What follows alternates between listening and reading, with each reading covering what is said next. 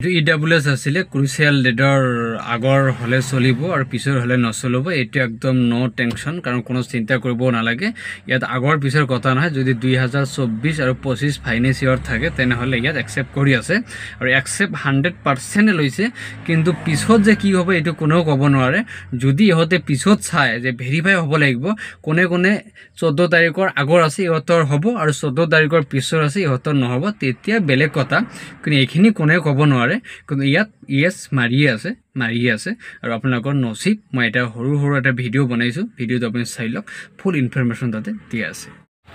মই এনে আপোনাক অলপ গেটখন দেখাই আছো ইয়াত ভিডিও কৰিব নিদিয়ে কাৰণ আপোনালোকে গমে পায় সেন্ট্ৰাল ক্যাম্প হওক বা আপোনাৰ ষ্টেট লেভেলে পুলিচৰ ক্যাম্প হওক কিন্তু ফৌজি ক্যাম্প বিলাকত আপোনাৰ ভিডিও ৰেকৰ্ড কৰিব নিদিয়ে এই কাৰণে মই ৰেকৰ্ডিং কৰি আছো থ্ৰু দূৰৰ পৰা অলপ দেখাবৰ কাৰণে আৰু আপোনাক মই EWS ৰ বিষয় আপোনাক কম ইয়াৰ ওপৰত মই ভিডিও বনাইছো এইটো আপোনাৰ মানুহ চাই কিনে লাভ নাই মই তথাপি কৈ দিম কি ডকুমেন্ট কি মেডিকেল লাগে তা ভিডিওটো আপোনাৰ যেটো STSC আপোনাৰ EWS ইয়াৰে প্ৰবলেম ক্ৰুচিয়াল লিডাৰ ওপৰত মই এটা ভিডিও বনাই আছো কাৰণ মই ইয়াত অলৰেডি আহি পাইছো পাটগাঁও আজাৰা BSF কেম্পৰ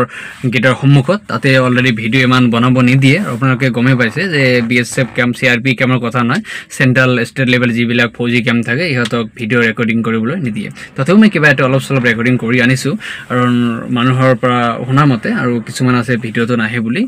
তা সেই কাৰণে মই ক'ব বিচাৰিছো আপোনাৰ ক্ৰুচিয়াল ডেট যেনেকৈ আপুনি তাতে এডভাৰটাইজমেন্টত লেখা পাইছে এডমিট কাৰ্ডত লেখা পাইছে 14 তাৰিখৰ আগৰ আৰু পিছৰ দুটা অপচন যে 14 তাৰিখৰ আগৰ হ'ব লাগিব আৰু 14 তাৰিখৰ পিছৰ হ'ব লাগিব 14 তাৰিখৰ আগৰ যদি হয় এটো এখৰ ভিতৰত 100% একসেপ্ট হৈ গল এটো মোৰ নিজৰ কথা নহয় আপোনালোকৰ কথা যি বিলাকৰ 14 তাৰিখৰ আগৰ আছে এটো জানে একসেপ্ট হ'বই আৰু 14 তাৰিখৰ যিহতৰ পিছত আছে পিছত থকা বিলাকৰ অলপ কনফিউজ লাগি থাকে কি হ'ব কি নহব হ'ব নে নাই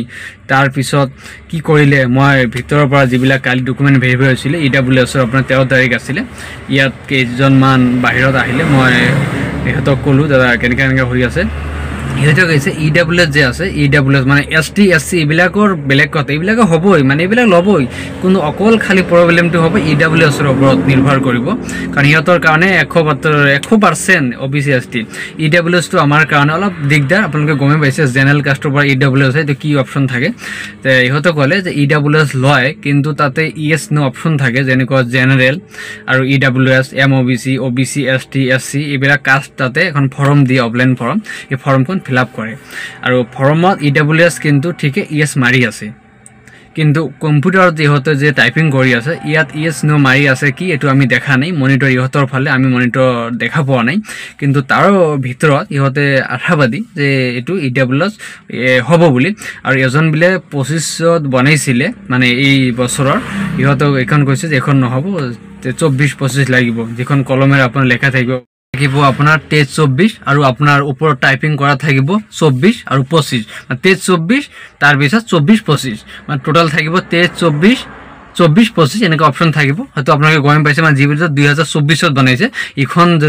মানে 25 ৰ এজন দিছিলে হেতু কৈছে 25 वाला नहीं चलेगा अब एक काम करिए ओ 24 वाला फाइनेंस दे दिए তো হেতু কি কৰিলে 24 ৰ ফাইনেন্স একসেপ্ট হৈ আছে কিন্তু লাষ্টত এতে ডকুমেন্ট ভেৰিফাই হ'ব ধৰক ইয়াত মানে এতিয়া EWS ইয়েস মাৰিলে যদি ইহতে ভাবে মানে ক্ৰুচিয়াল ডেটৰ ওপৰত এটা ইহতে যদি ভাল এটা মানে স্টেপ লয় যে নহয় এটো মানে EWS ক্যান্ডিডেট পিছত বনালে কিছুমান আগত বনাইছিল এটো ভেৰিফাই হ'ব লাগে কোন ইয়াৰ আগত বছৰ এনেকা হৈছিল কিছুমান সেন্টাৰ লৈছিল কিছুমান সেন্টাৰ লোৱা নাই কিন্তু গুৱাহাটীতে দুটা সেন্টাৰ হৈ আছে মই হনামতে যে নয়মাইল যে সেন্টাৰ আছে নয়মাইলত কিন্তু EWS আপোনাৰ ডেটৰ পিছত যে 14 তাৰিখৰ পিছত আছে তেনেহলে একসেপ্ট নকৰে 14 তাৰিখৰ আগৰ হলে একসেপ্ট কৰি আছে ইয়াত লৈ আছে আপোনাৰ নসিব কপাল যদি ভাল থাকে আপোনাৰ কাম হৈ যাব আৰু ফাইনান্সৰ যদি হয় ইয়াত জমা হৈ আছে কোনো একো নকয় যে হ'ব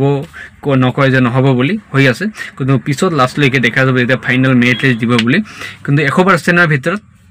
70% কোৱা যায় যে একসেপ্ট হ'ব বুলি কাৰণ ES মাৰি আছে ফৰ্মখনত আৰু যদি ES না মাৰে তেনেহলে বুজা যায় যে নহব বুলি ES মাৰি আছে আপোনালোকে এটা কাম কৰক একদম পুৰা চিন্তা নাই যি হয় হ'ব কপলত এবাৰ নহয় দুবাৰ আসবা দুবাৰ নহয় তিনবাৰ এখিনি আৰু আপোনালোকে কাম কৰিব ইয়াত খবৰ লব আপোনাৰ লগৰীয়া কোনোবা থাকিলে তাৰ পৰা ইনফৰমেশন লৈ থাকিব আৰু ডকুমেন্ট যিবিলাক আছে ডকুমেন্ট আপোনাৰ অল ডকুমেন্ট লাগিব দুখন সেট লৈ আহিব এই আপোনালোকক অলপ মই ভিডিও দেখাই আছো গেটৰ সন্মুখত মানুহবিলাক থিয় হৈ আছে যিবিলাক এইবিলাক চাই আছে এইবিলাক কালি ভেৰিফাই হৈছিল ডকুমেন্ট এদিন ডকুমেণ্ট ভেৰিফাই হয়, এদিন মেডিকেল হয়, এদিন ৰিজাল্ট হয়। মুঠ 3 দিন সময় লাগে। আজি যিবিলাক আপোনালোকে ইয়াত চাই আছে যে লাইনত থিয় হৈ আছে, এইবিলাকৰ আপোনাৰ মেডিকেল হ'ব, কালি ডকুমেণ্ট হৈছিলে। আৰু মই আপোনালোকক কৈ আছোঁ কি কি প্ৰচেছ হয়। আপোনাৰ ডকুমেণ্ট যিবিলাক আছে অল ডকুমেণ্ট আপুনি জেৰক্স কৰিব, 2টা ছেট কৰিব।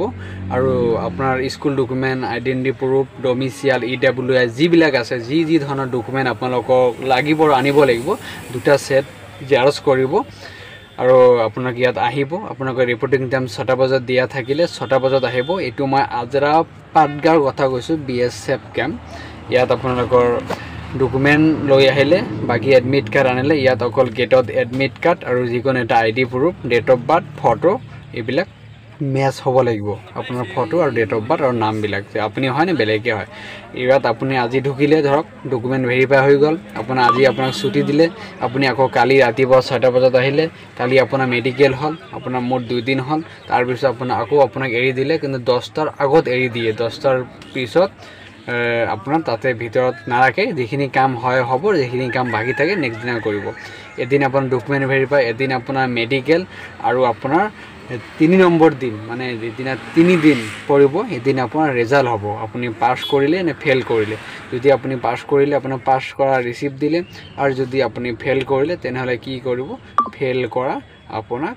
ৰিচিপ্ট দি দিলে যে আপোনাৰ ৰিমেডিকেল হ'ব। কাৰণ ডাইৰেক্ট ইয়াৰ পৰা ফেইল নিদিয়ে,